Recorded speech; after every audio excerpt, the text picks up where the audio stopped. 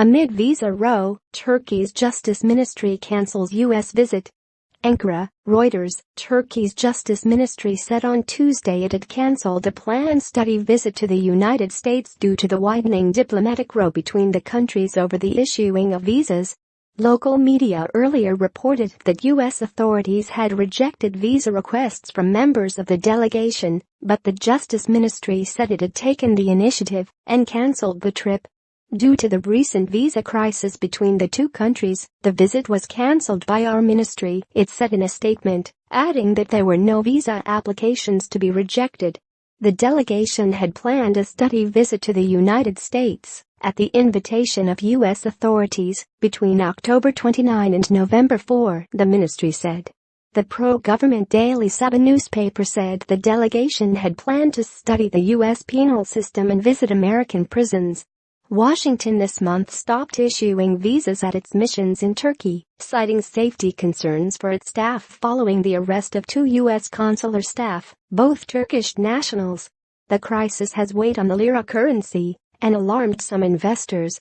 On Tuesday, a group of leading Turkish and U.S. businesses urged both governments to resolve the dispute.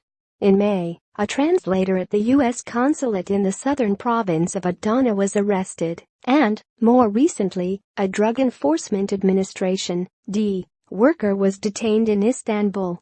Both are accused of links to last year's failed coup. The U.S. Embassy has said the accusations are baseless.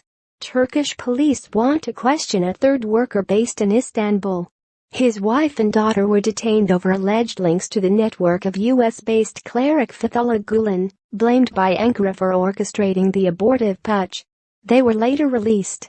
Turkey has been angered by what it sees as U.S. reluctance to hand over the cleric Gulen, who has lived in Pennsylvania since 1999. U.S. officials have said its courts require sufficient evidence to order his extradition. Gulen denies any involvement in the failed coup. More than 150,000 people in the police, civil service and private sector have been sacked or suspended from their jobs in the crackdown that followed the failed putsch. Some 50,000 have been detained. Rights groups and Turkey's Western allies have expressed concern that Turkey using the coup as a pretext to quash dissent. Ankara says the measures are necessary, given the extent of the security threat it faces. Turkey has also been enraged by Washington's support for the Syrian Kurdish YPG militia in the fight against Islamic State. Turkey regards the YPG as an extension of the outlawed Kurdistan Workers' Party, PKK. Editing by Alison Williams.